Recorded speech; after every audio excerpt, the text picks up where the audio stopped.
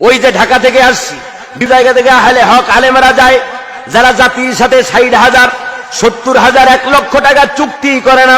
আল্লাহ রাব্বুল আলামিন কোরআনুল কারীমের ভিতরে ওই সব দায়ীদের ওয়াজ শোনার কথা, ওয়াজ আমল করার কথা আল্লাহ পাক কোরআনে কারীমে বলছেন। আল্লাহ পাক বলেন, তাবিউ মাল্লা ইয়াসআলুকুম আজরা ওয়া হুম মুহতাদুন। সুবহানাল্লাহ। জাতি কাদের কথা শুনবে, কাদের কথা আমল করবে, তা কোরআন ডিসিশন দিয়ে দিয়েছে।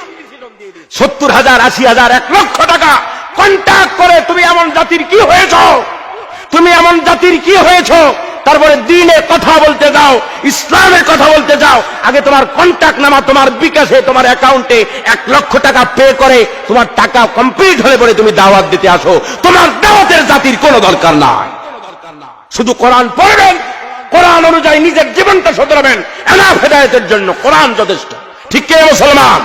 জাতির বাজে অভ্যাস হয়ে গেছে, বাজে খাসলত হয়ে গেছে, এগুলো থেকে আমাদেরকে ফিরে আসতে হবে। আল্লাহ সুবহানাহু ওয়া তাআলা গোটা জাতিকে, এই কথা আজ 1 বছর নয়, 2011 সাল থেকে এই কথা জাতির মাঝখানে প্রত্যেকটা মাহফিলে বলি আমি। যারা হেলিকপ্টার কন্ট্যাক্ট করবে, যারা 60,000, 70,000, 1 লক্ষ টাকা কন্ট্যাক্ট করবে, কন্ট্যাক্টকৃত বক্তাদেরকে আল্লাহর কোরআনের হাতে নিয়ে বলছি, আল্লাহর কোরআন কন্ট্যাক্ট যারা করে মাহফিলে আসে, তাদের ওয়াজের দ্বারা জাতির কোনোদিন ফায়দা হবে না, জাতি আরো গোমরাহ হবে। এই জাতিকে কেউ নষ্ট করে নাই, তোমরা এক শ্রেণীর কন্ট্যাক্টদারি, লেবাসদারি, দিন নিয়ে ধর্মদ্রোহী, দিন ব্যবসায়ী, ধর্ম ব্যবসায়ী, কোরআন ব্যবসায়ী আলেমরা, তোমরা এই জাতিকে নষ্ট করেছো। জাতিকে যদি আহলে হকের দিকে ডাকতে, তাহলে এই জাতি এত বছর পর্যন্ত ওয়াজ মাহফিল কম হয় না। যদি স্বাধীনতা যুদ্ধের পরে ওয়াজ মাহফিল ধরি, তাহলে প্রতি বছর বাংলাদেশে প্রায় 6 লক্ষের উপরে মাহফিল হয়।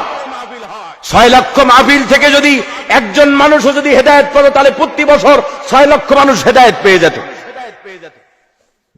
প্রিয় ভাইয়ের আমার, এত ওয়াজ মাহফিল হচ্ছে, সমাজ থেকে আপনার সভা সমিতি কমছে, সমাজ থেকে সমিতি কমে নাই, হারাম কমে নাই, হারাম এনজিও গুলো বন্ধ হয়েছে, সমাজে বাড়তেই আছে, বাড়তেই আছে, রন্ধ্রে রন্ধ্রে। তোমরা জাতিকে আবার ফতোয়া দেয় অনেকে।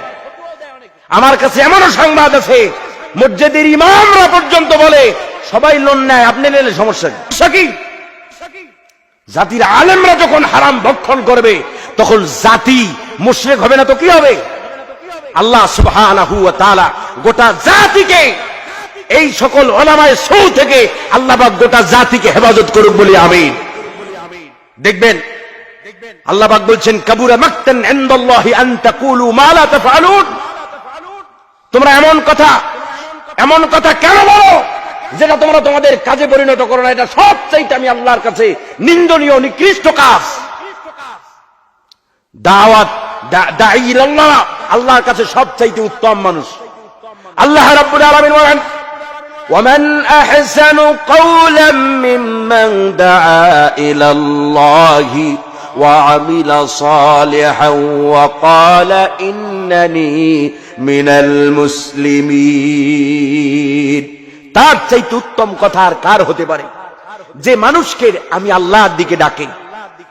ওয়ামান আহসানু কাওলাম মিম্মান দাআ ইলাল্লাহ ওয়া আমিলা সালিহান, আর নিজেও আমলে সালেহ করে, ভালো কাজ করে। ওয়া ক্বালা ইন্নানি মিনাল মুসলিমিন, আর জাতিকে বলে, ও মুসলমান, আগে আমাকে দেখো, আমার ভিতরে ফুলফুল ইসলাম আছে, আমি হারাম খাই না, সুদী ব্যাংকের সাথে আমার লেনদেন নাই, সুতরাং মুসলমান তোমাদের মাঝখানে দাওয়াত নিয়ে আসছি, তোমরাও হারাম খাবে না, সুদী ব্যাংকের সাথে লেনদেন করবে না। তাহলেই জাতির ভিতরে ইসলাম ঢুকবে। নালে এরকম অবস্থা যদি কিয়ামত পর্যন্ত চলতে থাকে, তারও কোন জাতির হেদায়েত হবে না। আল্লাহ রাব্বুল আলামিন আমাদেরকে হক কথাগুলো বোঝার, হক কথাগুলো বলার তৌফিক দান করুন বলি আমি। প্রিয় ভাইরা আমার, আহলে হক ওলামা, এই জন্য আমি বলি, যাদের কণ্ঠ নাই, অনুরোধ করছি, আমার কথাগুলো তাম পৃথিবীতে ছড়ায় যাবে এই মিডিয়ার মাধ্যমে। অনুরোধ করছি জাতিকে, যেই আলেমদের কণ্ঠ নাই, কিন্তু আলেমরা হক, আলেমরা হালাল খায়, আলেমটার চলনে বলনের ভিতরে সুন্নাহর ইত্তেবা আছে, সেই আলেমকে ডাকেন। গোটা প্যান্ডেল ভর্তি মানুষ লাগবে না, প্রতিটি প্যান্ডেল থেকে 1-1 জন মানুষ যদি হেদায়েত পায়, তাহলে এই মাহফিলগুলো কিয়ামতের দিন আমাদের সকলের নাজাতের জরিয়া হয়ে যাবে। আর আপনারা বুড়ি বুড়ি বুড়ি গোটা অঞ্চল ব্যাপী যদি একটা মাহফিল হয়, আর তাম দেশের জনগণ যদি এক জায়গায় হয়, আর সেখান থেকে যদি একজনের হেদায়েত নসিব না হয়, তাহলে ওই যে টাকা অপচয় করলেন সব অপচয় হলো, কিয়ামতের দিন ওই কারণে জাহান্নামেও যাওয়া লাগবে। জাতি এই জন্য আগে কার থেকে, রাসূল সাল্লাল্লাহু আলাইহি সাল্লাম বলেছেন, তুমি কার থেকে ইলম নিতেছো তাকে আগে দেখো, তাকে আগে খোঁজো, সে আসলে মানুষটা কেমন। ইমাম বুখারী রাহমাতুল্লাহ আলাইহি তার জীবনী পড়েন, তার জীবনী দেখেন, তিনি যখন হাদিস সংগ্রহ করতেন, যার ভিতরে ওলামায়ে কেরাম এখানে বসা আছেন, যার ভিতরে যারা পরিমাণ সন্দেহ পাইছেন তার থেকে হাদিস নেন নাই। সিম্বল একটা দৃষ্টান্ত স্বরূপ তিনি দেখলেন একজন পশুর সাথে প্রতারণা করছে, পশুর সাথে প্রতারণা করছেন, হাতের ভিতরে দেখাচ্ছেন খাবার, এরকম মুট করে পশুকে ডাকছেন, পশু মনে করতেছে তার হাতে খাবার আছে, আসলে তার হাতে কি নাই, কিছুই নাই। তিনি আর তার কাছ থেকে হাদিস নিলেন না, কারণ যে ব্যক্তি আল্লাহর এক বোবা মাখলুকের সাথে প্রতারণা করতে পারে, সে রাসূলের হাদিসের সাথে প্রতারণা করতে পারবে না। ব্যাপারটি এমন নয়।